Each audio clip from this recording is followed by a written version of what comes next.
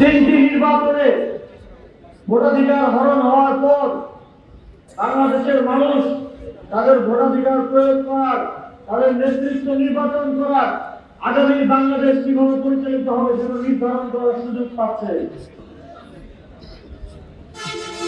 আমরা বিগত 17 বছর রক্ত দিয়েছি ফ্যাসিবাদের বিরুদ্ধে। রাজপথের লড়াইয়ে কত হাজার হাজার মায়ের বুক খালি হয়ে গেছে। সর্বশেষ জুলাই গণঅভ্যুত্থানে 1400 ছাত্র জনতা জীবন দিয়েছে। আমাদের বাংলাদেশের মুক্তিকামী মানুষ স্বাধীনতার জন্য, মুক্তির জন্য, একটি সুন্দর বাংলাদেশের জন্য জীবন দিতেও পিছপা হয় নাই। সুতরাং আগামী 12 ফেব্রুয়ারি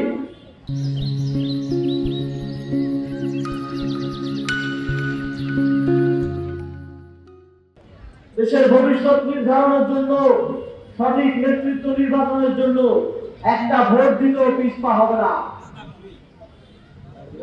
আমরা 17 বছর শেখ হাসিনার ফ্যাসিবাদকে দেখেছি, কিন্তু ক্ষমতায় না আসতেই আমরা গত 17 মাস আরেকটি দলকে ঠিক শেখ হাসিনার ফ্যাসিবাদের মতোই কার্যক্রম করতে দেখেছি। আমরা দেখেছি তারা কিভাবে পাড়ার দোকান থেকে শুরু করে রাষ্ট্রের সর্বোচ্চ পর্যায় পর্যন্ত প্রত্যেকটি ক্ষেত্রে চাঁদাবাজি করেছে। আমরা দেখেছি তারা কিভাবে মানুষের হক মেরে খেয়েছে, তারা কিভাবে বাংলাদেশের মেহনতি মানুষকে পদে পদে অত্যাচার অনাচারের মধ্য দিয়ে গিয়েছে।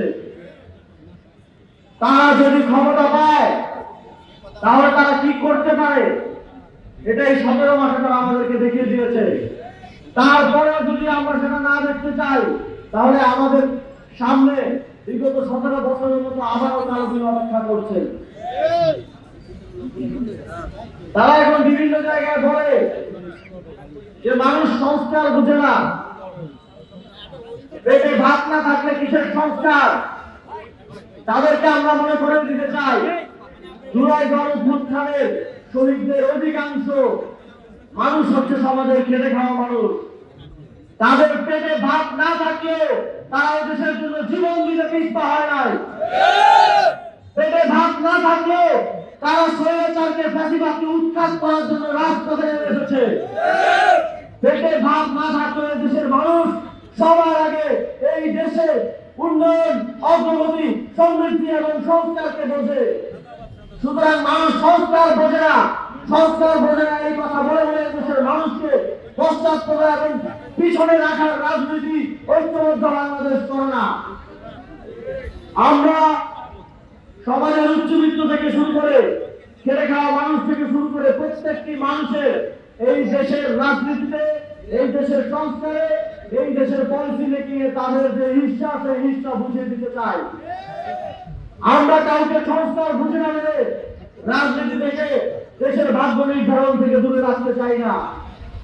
আমরা সমাজে উঁচু শ্রেণী নিচু শ্রেণীর বিভাজন চাই না। আমরা মনে করি বাংলাদেশ সবার প্রত্যেকটি নাগরিকের এই বাংলাদেশের প্রশ্নে কথা বলার রায় দেওয়ার অধিকার রয়েছে।